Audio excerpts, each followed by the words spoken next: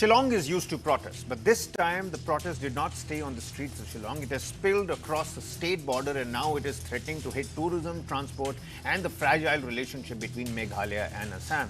What began as a black flag motorcycle rally by the Khasi Students Union, the KSU, on Wednesday turned violent.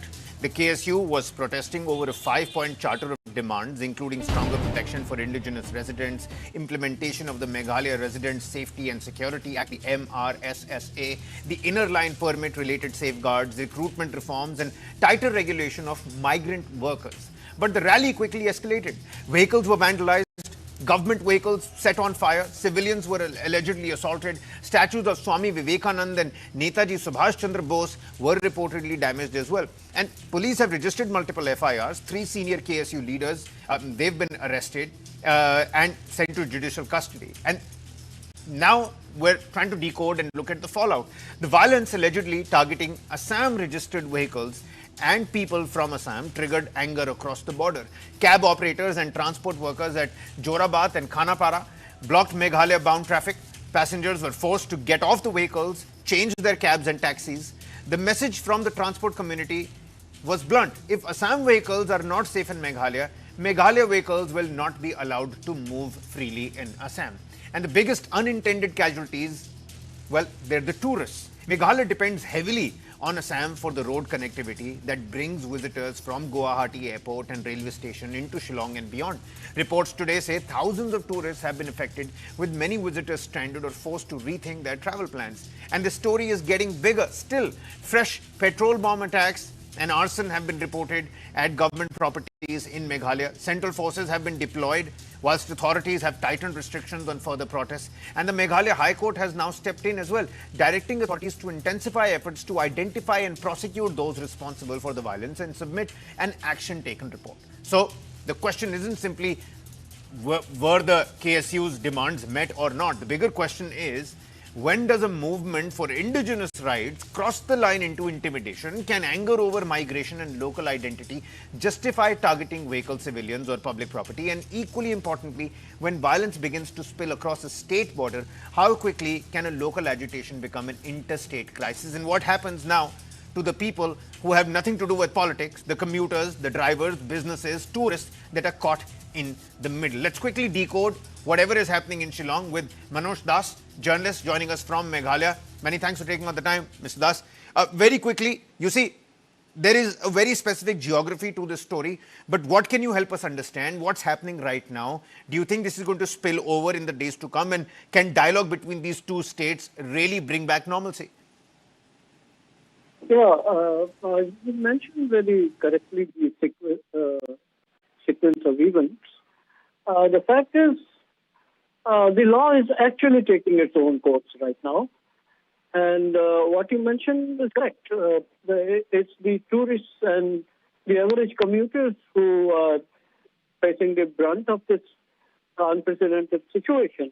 But as of now, the majority of the people everywhere are more interested in their daily livelihood. So that should lead the way. And the violence, the Students' Union itself has also owned up.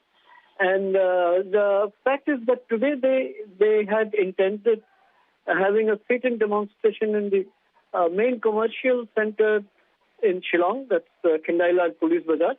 But the district, Khasi's district administration denied the permission. So the KSU also did not go ahead, did not pursue with its program. So they have, as of now, decided to meet all the 60 legislators of the Meghalaya Assembly ahead of the autumn session, which begins on August 24th. And as you said, the people in general, the associations may be agitated right now, but they realize the futility of full-time antagonism. So things hopefully are going to get better. Hopefully being the operative word. A final comment from you, Mr. Das here. You see, there are allegations that Assam-registered vehicles were selectively targeted. We've got some of those visuals to corroborate, them as well. However, they're doing rounds on social media. We can't just throw them up here on national TV.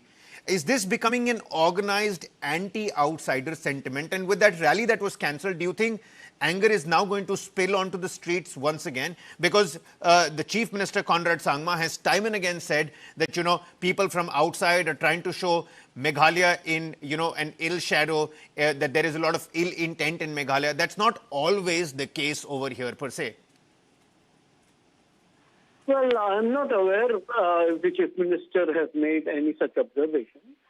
But what I'm saying is that, the majority of the people believe in sanity, and which is what is required. For example, today, the situation in Shillong was by and large peaceful. People went about their daily chores.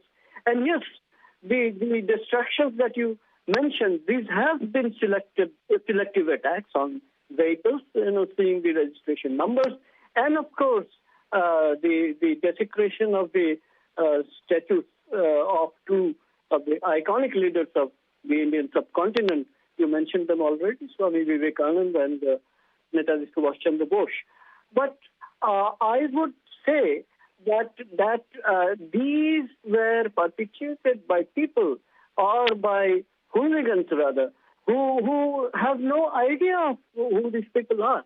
And as I told you, the KSU leadership has owned up the responsibility and have admitted that yes, something did go wrong. We did not expect this to happen. So we should also believe them.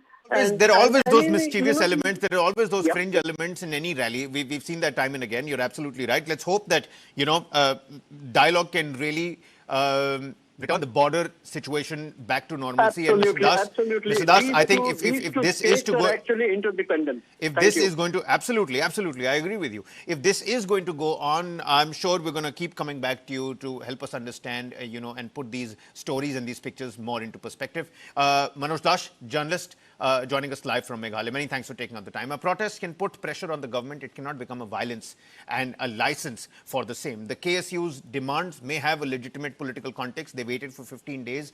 But vandalism, attacks on vehicles and disruption of interstate movement, that can't be a ransom and can create a much bigger problem. Let's hope that good sense prevails on that particular front. All right, our final segment on In Your Interest, and we've got a very credible voice